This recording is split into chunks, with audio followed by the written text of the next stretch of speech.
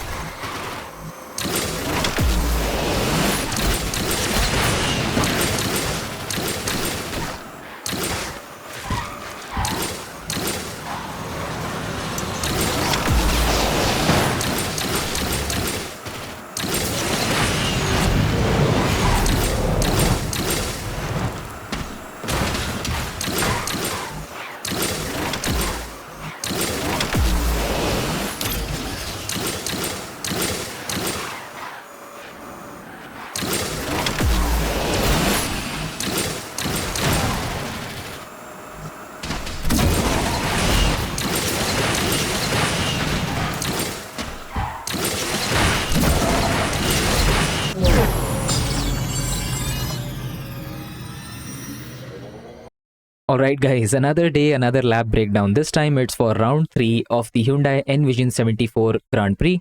The track is Naniwa-Tour on Osaka and the car is at 1-star rank without any overclock applied. Before we begin, I would like to thank each and every one of you for your immense support on my previous Grand Prix videos. I'm really happy to help each and every one of you, and I would like to also encourage you to join one of my live streams. I like to stream this game on the weekends or sometimes on the weekdays. So yeah, it would make me really happy if you could join one of my live streams. Also, one more thing is that for this track, it is very important to understand floaty drifting. Now, floaty drifting is an old technique in this game which allows us to take corners at a very high speed. So I highly recommend you guys to check floaty drifting for yourself, and I will be linking my guide to a floaty drift in the description of this video, so you can check it and practice it for yourself. Because for this round, we will be utilizing a specific type of floaty drift called as nitro punching. Now, nitro punching in this track is essential because we will be utilizing it to our advantage to keep a very high speed in the corners. Now, let's continue with this lap breakdown.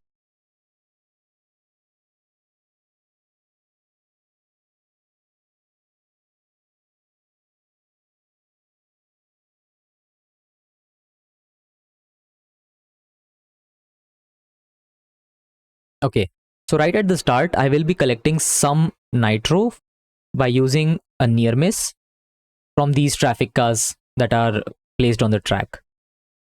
I collect some more nitro from this car as well, and as I'm doing that, this is right when I apply orange nitro. Now I do this to get up to speed as quickly as possible, but some of you might think that why am I not drifting to save up for a full bar of nitro and apply shockwave like I did on the previous rounds? The reason for that is because by the time I will be applying my shockwave, I will be at the end of this corner, and at that point there is no use of utilizing a shockwave drift, and that's the reason why I use orange nitro. I may be wrong, but this is my approach. Again, like I said, we will be utilizing floaty drifts to our advantage.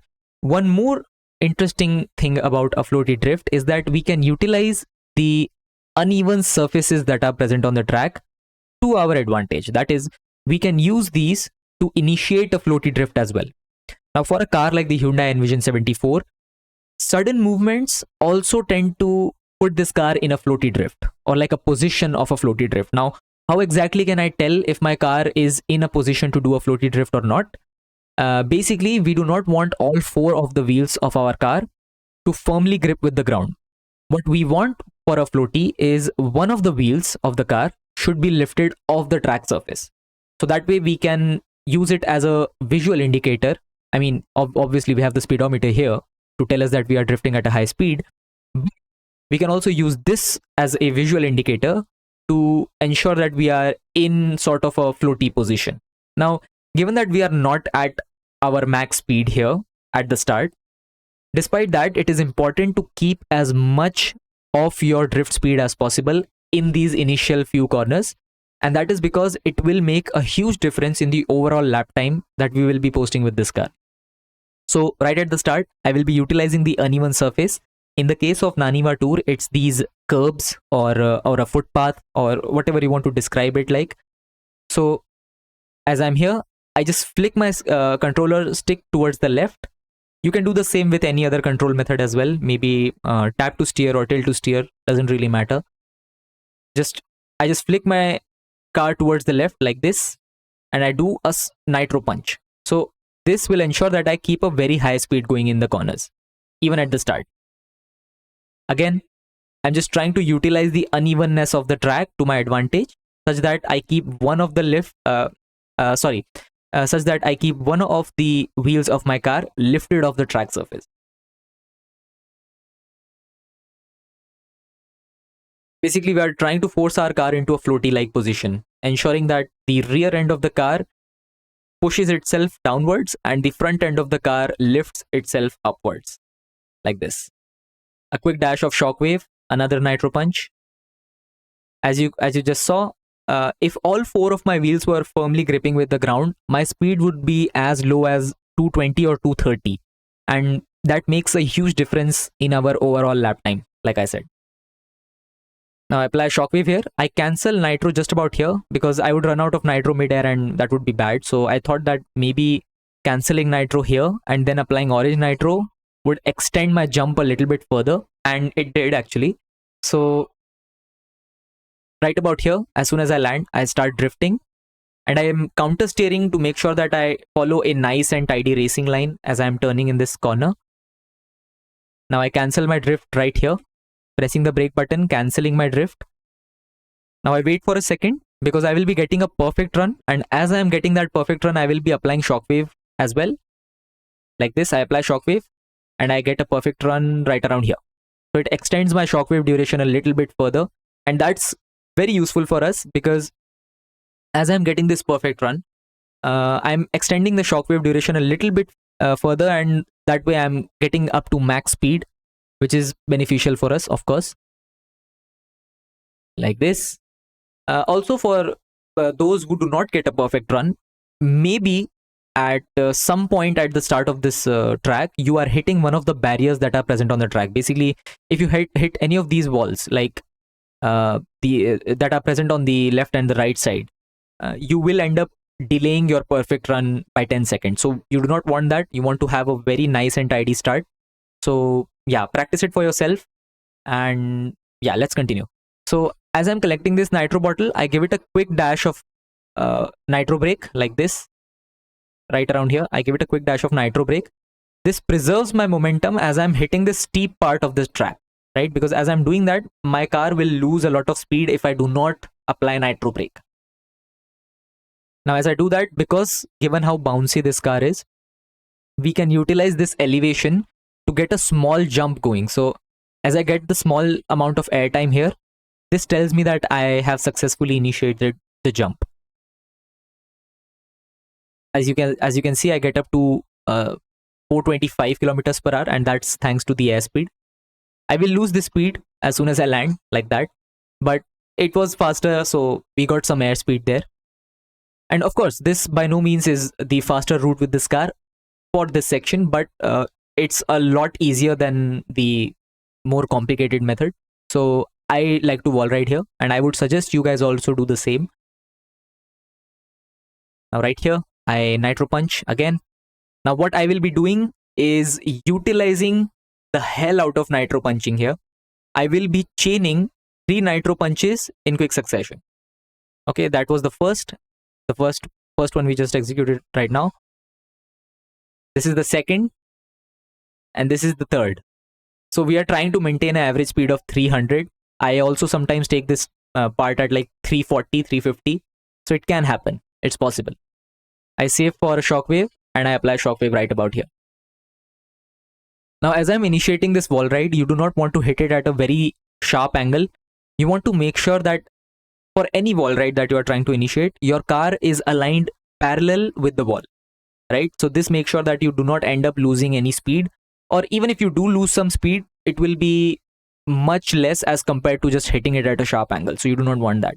We want to align our car parallelly with the wall and then just let the wall steer our car like this.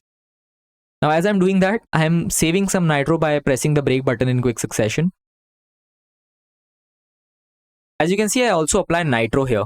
Now, what exactly is this? This is called as reverse nitro braking. Now, what reverse nitro braking does is that it conserves my momentum in the wall ride, as well as allowing me to gain some nitro because of the small micro drift that we just initiated.